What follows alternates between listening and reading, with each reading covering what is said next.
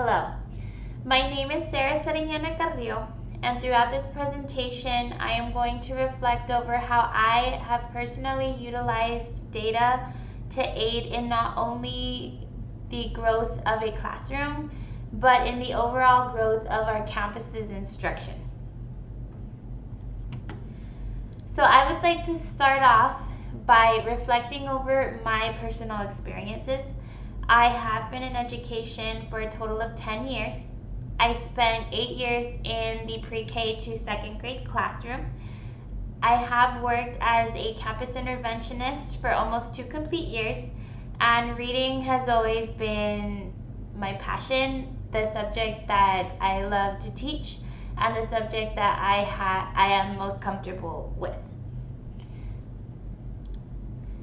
So with my role as our campus interventionist, my principal looked to me for new perspective. She began working at our campus about 4 years ago, and her overall goal when she was hired was to help the school improve in reading. So at the end of the last school year, she pulled together a small committee and assigned us the goal of analyzing data in order to find ways to improve. I took on a leadership role, and it is actually a role that I believe helped me throughout the educational leadership program, because while I was working and learning about analyzing data, creating action plans, professional development opportunities, and all of that, I was also able to turn right around and utilize the information that I was learning and researching, but I was able to make it relevant in everything that I was doing at work. So moving forward, our committee kept 4 main questions in mind. Number 1, what does the data show us? What is working? What is not working? And how can we make effective change?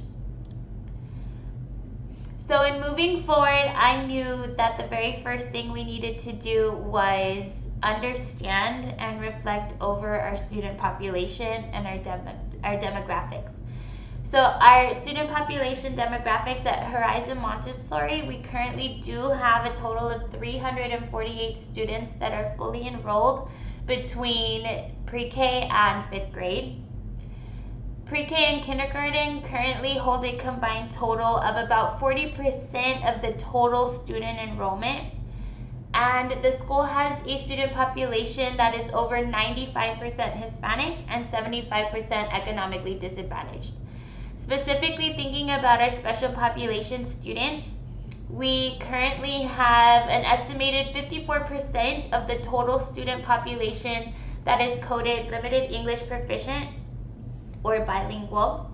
We have 3% of our school that has been identified as gifted and talented, 3% that has been identified to receive dyslexia services, and 5% of students have qualified for special education. So moving forward in reviewing our STAR data, we did analyze data between 2017 to 2021, so it was the 3 years worth of STAR data. When reflecting over reading, you can see obvious growth in all 3 grade levels. So 3rd, 4th, and 5th grade did grow over time.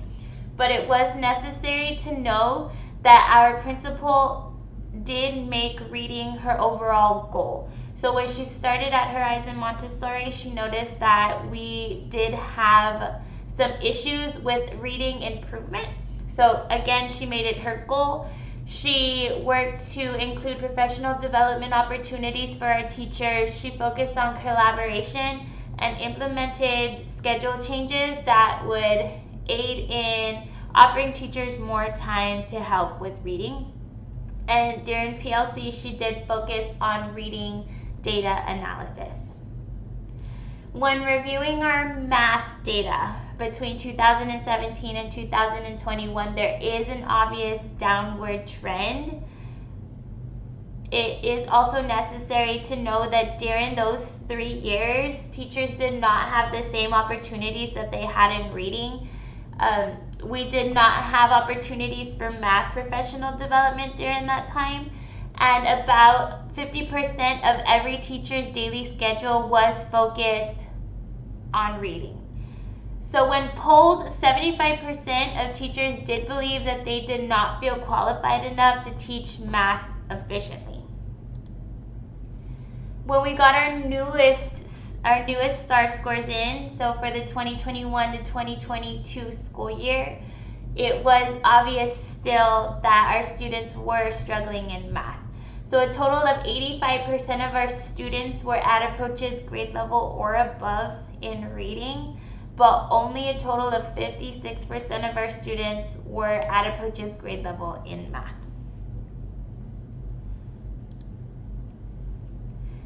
Moving forward, we decided to review our diagnostic results. The district does take advantage of a program called iReady, and iReady does help us run diagnostic tests for the beginning, the middle, and the end of the year in grades kinder all the way up to 5th grade. The programs do work to test concepts in reading and math and show if students have mastered certain skills on grade level above it or also below it. So when reviewing these charts, we look for the bulk of our students to be either in the red or the yellow. Yellow does stay one grade level behind. We call those our bubble kids. Red is on grade level and blue is above grade level. So the goal is to get as many students into the red as possible. So when reflecting over our reading results, you can see that a lot of our students were in the yellow, but moving towards the red and away from the orange, of course. So when reviewing over our math, you see a larger chunk of our student population in the yellow and a larger group of students that's in that green as well. So we don't want them to go to the green, but we want them to move more towards the red. So after reviewing all of this data, the STAR data, the iReady diagnostics, we did review our mathematical reflections. So we noted that the data did reflect that although reading has shown consistent progress, math continues to show consistent downward trends. So moving forward, we did decide that professional development opportunities for math across all grade levels would be chosen in order to offer teachers better opportunities to build strength and confidence in that area so that they could help their students grow. And it is also necessary to not only use school data, but also be intentional with objectives and goals moving forward with professional development. And making teachers aware of the problem is not enough to help them create change. So yes, we did speak to our teachers about the data that we have had reviewed and the reflections that we agreed upon, but we also made them a part of the overall process. So moving forward, we did work to implement 4 specific goals for change. Number 1 being a curriculum alignment. Number 2 was vocabulary development. 3 was implementing different mathematical strategies. And 4 was working to involve story problems and comprehension in our math lessons.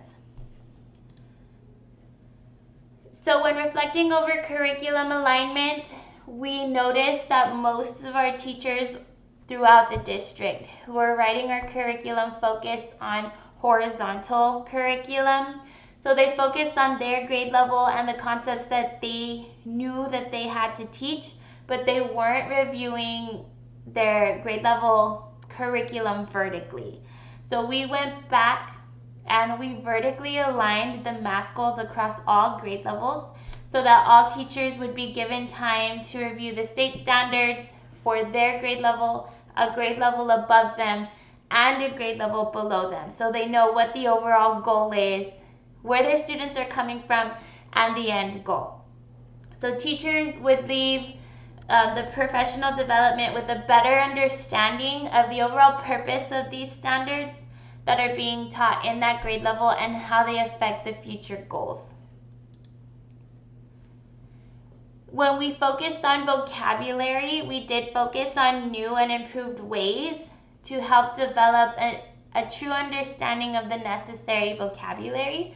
So by the end of the professional development, teachers would be able to utilize 2 or more strategies that would help students with the understanding of the necessary vocabulary needed for math.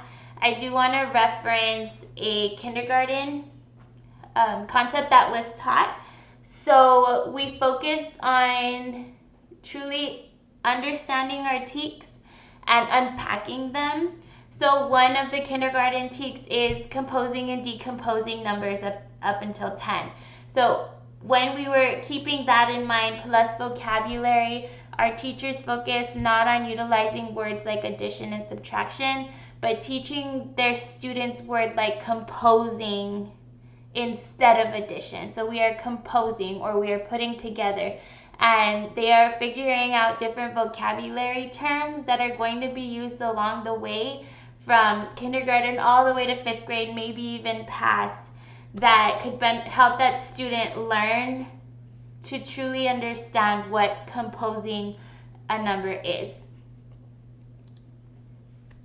We focused on effective strategies. So throughout this, teachers were expected to learn effective strategies to aid in the problem-solving cycle in regard to algebra and algebraic thinking, measurement and data, and geometry. So by the end of this professional development opportunity, teachers would be able to analyze different problem-solving cycles related to those subjects.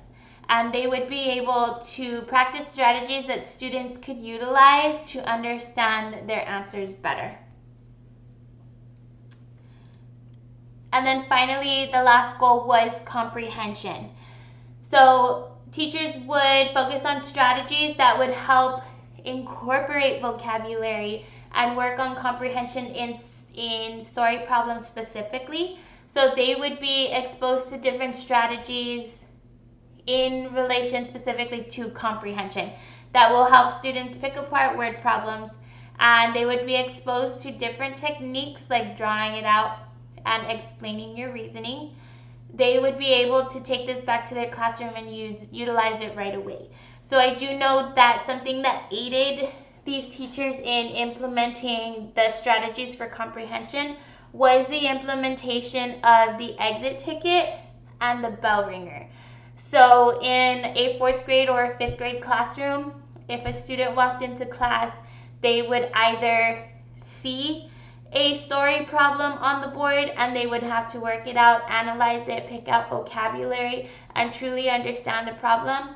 Or on the other end, they would be asked to create their own story problems that would help them analyze it the other way.